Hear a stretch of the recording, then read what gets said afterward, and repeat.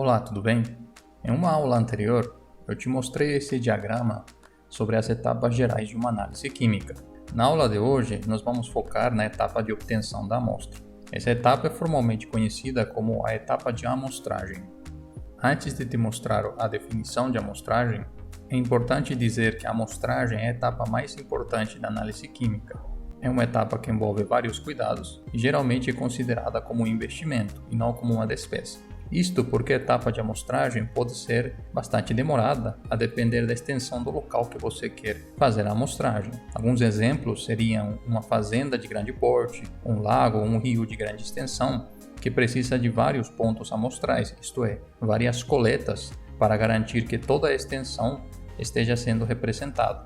A definição diz o seguinte: um processo pelo qual uma fração representativa é coletada envolve a obtenção de uma pequena quantidade de material que represente de maneira exata todo o material que está sendo analisado. A coleta de uma amostra representativa é um processo estatístico. Assim como eu fiz na definição de análise química, eu marquei algumas partes aqui em azul para discutir com você. Vamos na primeira, uma fração representativa é coletada. O que isso significa? O objetivo do processo de amostragem é representar todo o local que vai ser analisado. Garantir essa representatividade, no entanto, não é uma tarefa muito simples. Não pode ser feita de qualquer maneira e também a amostragem, por si só, ela requer que sejam seguidas etapas muito sistemáticas. Veja que se a amostragem é feita de maneira incorreta, ou seja, se a fração coletada não representa todo o local que está sendo avaliado, nada mais faz sentido daí em diante. Se a amostragem não foi feita corretamente, nenhuma etapa subsequente da análise química conseguirá corrigir esse erro.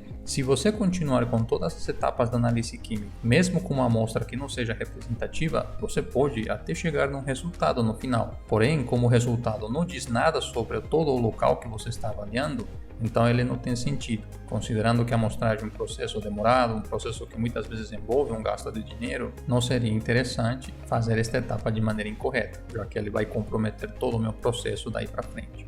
A definição também diz o seguinte: se obtém uma pequena quantidade de material que represente de maneira exata todo o material. Então veja bem, traduzindo, nós podemos dizer que a amostragem ela vai gerar uma espécie de miniatura de todo o local avaliado. Se eu estou numa fazenda de grande porte, eu vou gerar uma miniatura, ou seja, algumas gramas somente de amostra que representem toda a extensão da fazenda. A mesma coisa no exemplo que eu já te dei sobre um lago ou um rio de grande extensão. Ele pode ter quilômetros de extensão, porém, você vai pegar alguns litros, ou talvez menos de 1 litro, a depender do tamanho e daquilo que de fato você está querendo descobrir com a análise química, e essa pequena quantidade de volume deverá representar toda a extensão do rio. Em ambos os casos, obviamente, se você também estiver preocupado com análises em profundidade, a quantidade de material amostrado será um pouco maior, porém nunca será tão grande como o local em si. Pense o quão difícil seria fazer milhões de pontos amostrais de modo a coletar qualquer pedacinho de solo da fazenda ou qualquer pedacinho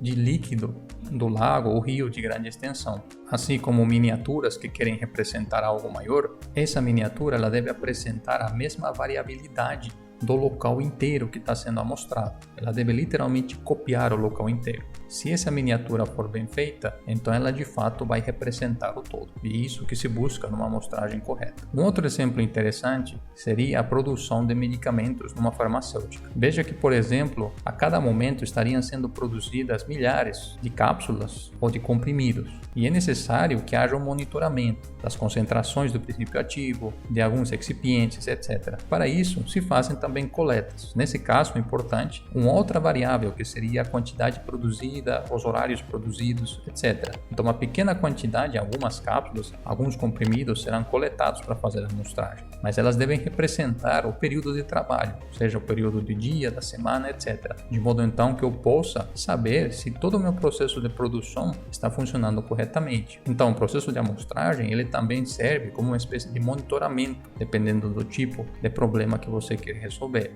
A última parte que eu destaquei para você, da definição de amostragem, é que ela é um processo estatístico. Isto também está relacionado com a ideia de criar uma miniatura do todo. Veja bem, quando nós falamos em estatística, é justamente para isso que ela serve, para tirar conclusões de uma pequena amostra e expandi-las para uma grande amostra, para um todo, para um número maior. A estatística, então, te permite fazer isso. Basicamente, o processo de amostragem ele vai ser guiado, ele vai seguir fundamentos estatísticos, de modo então que seja possível, a partir de uma amostra pequena, eu tirar conclusões de um todo. Esse processo estatístico, obviamente, não somente garante a representatividade, mas também garante que as minhas conclusões elas estejam corretas. Tudo bem?